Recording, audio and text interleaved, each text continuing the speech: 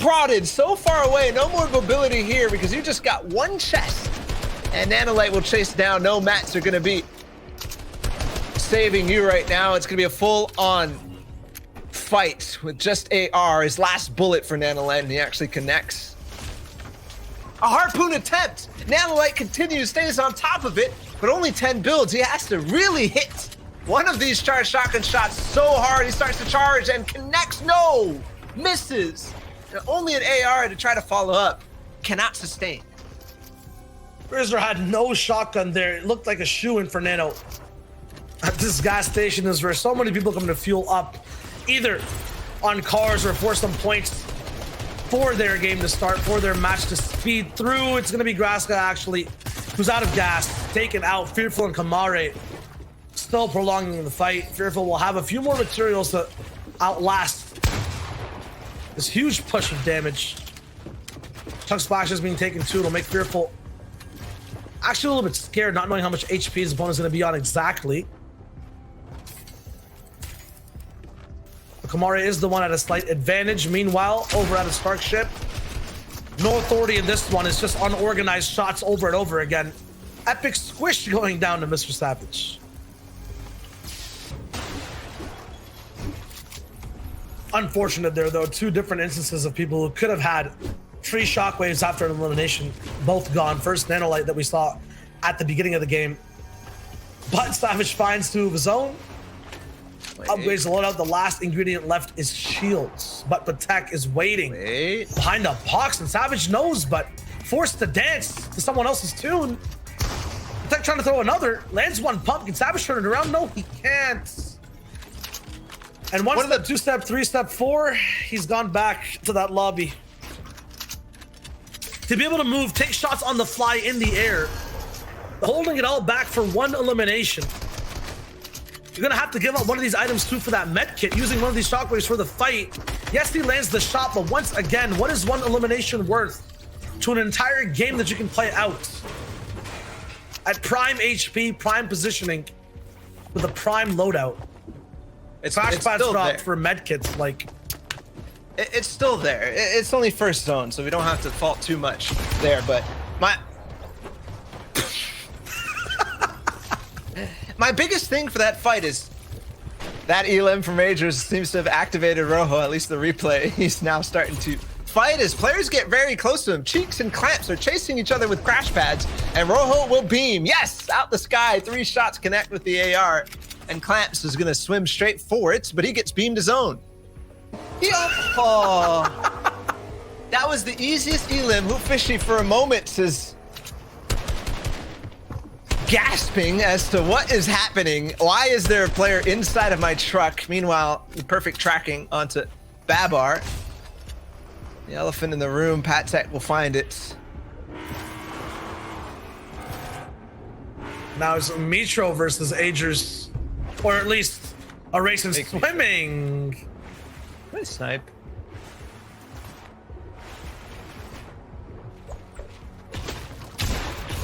He's actually getting box to box, forcing someone to use a crash pad, but it's not one that actually gets into another person's box. It's one that sends both players soaring. Now Knifer is on the hunt for Bryce. Oh, crash pad used to destroy everything and make both players get into a new setting, a setting in which Knifer picks up an elimination. Everyone else is just foot rotating off the back.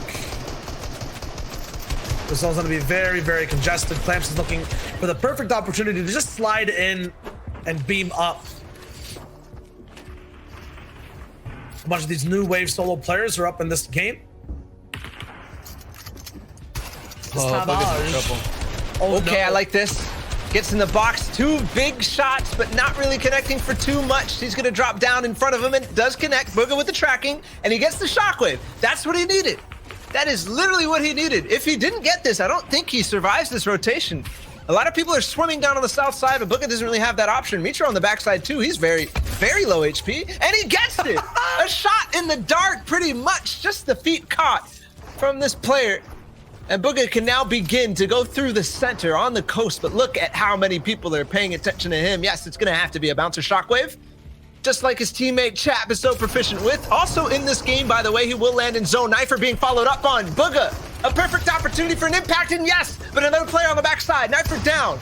He picks up. No, he dropped his pump. He actually dropped his pump. He picks one up, yes. And all is safe, but for a second, there was a panic. If that player boxed that up or took control of that, all of a sudden, Booga might have been playing the end game without a pump. I feel like he'd find a way to make it work. Still, right now, just one bouncer. Lots of shields he can use, but it's taking up 2 slots, so could find something else if he wanted to. Everyone's kind of clumped over towards the left side of this zone. And as things just wait up and pause. There's so many solo champions in this game right now. Vert, we have Furious, Invitational winner on NA East. Vert was the FNCS NA West winner. We have Coop, who's a DreamHack winner and an FNCS winner. Booga, of course. Even Skittles you can add to the list, who's won an FNCS qualifier day. Wow, this is a difficult one. Not an easy zone either. The field these guys will be playing on will be blocked off by mountains and rivers. The stakes to put on this game: who is the grand winner right now, regardless of competitions before, in this one game? Not just any East here either. Anas is still alive in this endgame too. The zone makes everyone move in a single file line. Just a few people flying up and around in the air, but many different layers of gameplay right now. Chap is going to move ahead of the zone. Booga towards the backside. Chubbs, Crip, and Orange Star lead the pack. Pam's too, though, bites off a little bit more than he can chew and goes down to zone off a bad shockwave. Lots of people falling off a height right now. Nobody claiming it. It's going to be Noki. Not the pasta, but the player on height right now looking down. Nobody's still in his way. Nobody's still contesting for this. And I think that time is not yet, but Anas is nearby. There's still a couple other ones too. Paper in this game as well. From the bottom right is Booga. He's gonna take some shots on the Coop. He gets him so low. Meanwhile, Luxa as well, up above. 7th zone reveal, things could change. Oh, Coop is down. Booga going up the hill, very quickly recognizing the difficulty of this climb. Everyone had their weapons at the ready, but that is exactly where things started to clash. When the zone starts to move diagonally, when people have to clash layer to layer. Booga now focused by Noki from the top side. Class of Fear, jumps side to side. Booga now, with 4 eliminations, is looking for a chance to survive. Luxa finds 1 elimination, goes for a few more. No match for Booga down on low ground. How does he come out of this? 4 eliminations right now, and he's already low HP. He does find 1 in zone. That's the Siphon at least, and some floppers. And at least the mats to potentially get up and above this hill that continues to rise. He needs to get up. There's 1 flopper popped. He still has shield. Once he finds a moment, he'll be able to pop those. Another flopper used, that's it. Another 1 in zone though. He catches the first tag and blocks him up and falls. Unfortunately, now it's Luxa. 2 eliminations, Booga, a big threat, gone, out of the game already. Is he taking out Chap, then taking out Booga? Does not care who you are truing with. This is the solo mode, and he's the king of low right now. Going down the storm, never mind. The king's crown gone. Class taken out too. Luxa with a 3rd big pop onto Skittles. Winners dropping by the 2nd. And now it's all up for grabs with these greats in the game. Is it a new name that takes things over? Rexo up top says, absolutely, I can do it. Looking to just tarp over for now. Once again, people readying their shots. No one taking any just yet. COD going down to the first fire we hear towards the low. Croxy and Luxa dropping same into the same box. Luxa has that bandage cannon. He's looking to heal up.